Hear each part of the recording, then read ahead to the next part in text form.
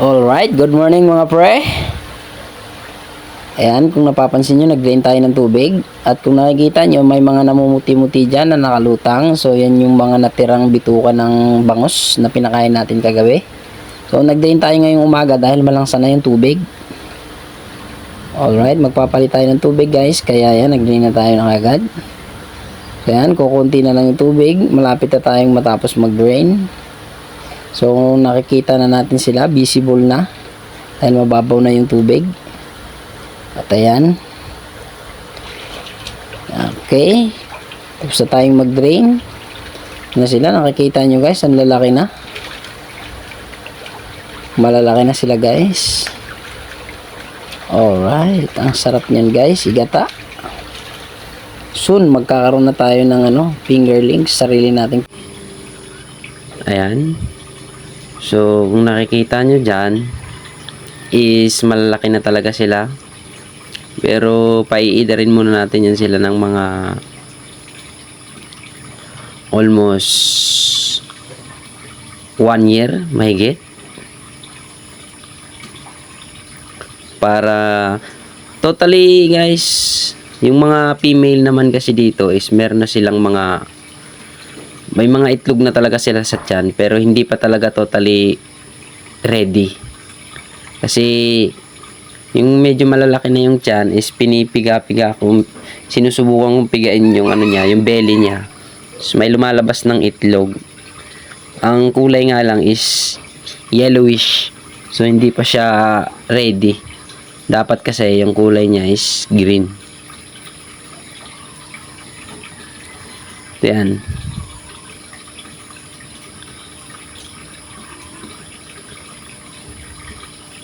Siya nga pala guys, may mga napapansin ako dito na may napansin din ako dito kakaiba sa kanila. Kaya din nagdesisyon ako na i-drain yung tubig. So maya maya guys, makikita nyo kung ano yung napansin ko.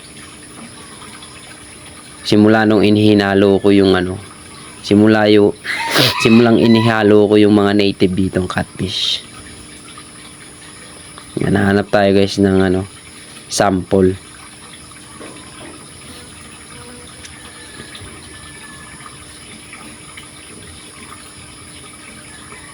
Yan guys, makikita nyo guys, ayan, may sugat siya sa palikpik sa bandang itaas.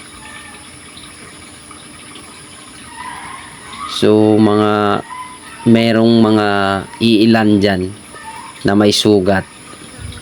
So, sa tingin ko walang ibang may gawa niyan kundi yung mga native na catfish. Ayan may sugat din.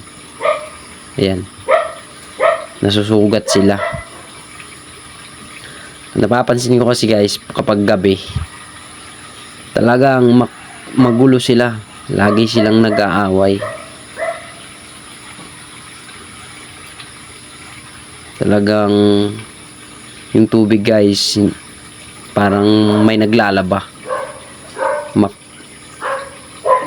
Makukulit sila guys kapag gabi. Alam mo may naglalaba pag gabi, pero wala, sila lang yun, nagkakagulo. Yan, lalo na kapag gutom. Yan may sugat, natapyas yung palikpik niya sa bandang itaas. Yan pa. Ayan. Walang ibang may gawa dyan kundi sigurado ako yung mga native nating catfish.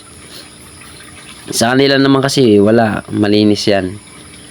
Wala kang makikitang may sugat sa kanila. Yung native natin wala kang makikitang may sugat. Yung mga African lang may sugat. Pero ngayon obserbahan natin, simula nung i-drain natin tong tubig at magpapatubig tayo mamaya, lalagyan natin yan ng mga additional na hiding place nila. Dadagdagan natin yung mga dahon ng saging. Napansin ko rin kasi yung mga dahon ng saging guys is kinakagat-kagat nila, kaya nakakalbo. Kaya nagiging pino kagaya yan, yung mga luma dyan, yung mga brown. Yan yung mga lumang dahon ng saging Kala mo ginayat na eh. Sa sobrang napino na siya. Kinakagat kasi nila yan guys. Lalo na yung mga native ngayon. Kahit yung buhay pang dahon is kinakagat-kagat talaga nila.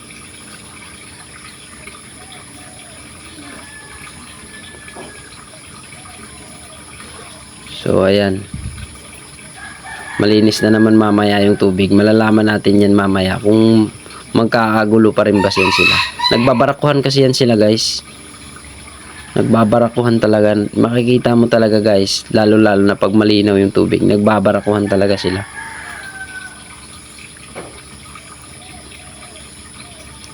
So hindi ko alam. Hindi talaga maiiwasan yung pagdating sa catfish. Kasi may ugali talaga silang mga bully. Lalo na pag malaki.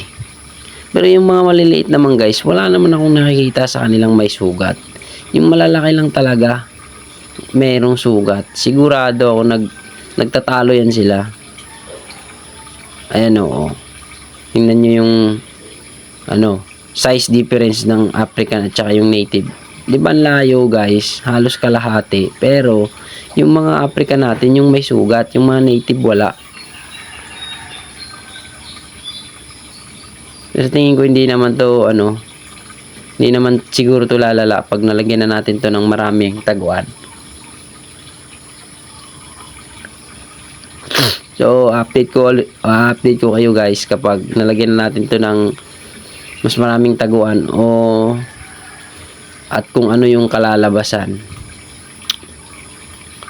So subaybayan nyo lang tong channel ko guys. Meron tayong mapupulot ditong aral. To guys, lang naman to eh. Trial and error lang naman to. Backyard lang to. Hindi naman to pang commercial scale. Ito ay lang natin to is libangan. Tapos paunti-unti nagkakapera tayo. Libangan na nagkakapera din naman. Naman to guys sa akin is experience. Gusto ko magkaroon ng experience dito sa paghihito para soon, kaya in future matuto tayo. Malay mo, dumating dito yung demand sa Surigao ng African catfish. Di alam na natin yung mga ups and downs ng paghihito. So, personal experience ko lang yan guys. Para magkaroon tayo ng experience. So, ayan. Nagpapatubig na tayo dyan. Dinagyan ko na rin ng mga additional na dahon yan. Ayan. So, dinagdagan ko pa nga yan eh. Kasi kukunti yan. Dinagdagan ko pa yan. Ayan.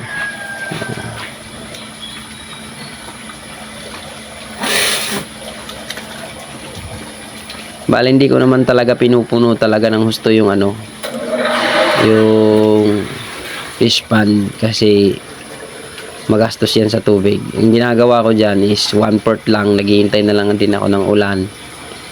Ganun lang ginagawa ko. Pakunti-kunti lang. Tapos kinakabagahan naman ulit. Dagdag na naman ako ng konti. Hindi ko talaga totally na pinupuno yan. Kasi marami din ang laman niyang tubig.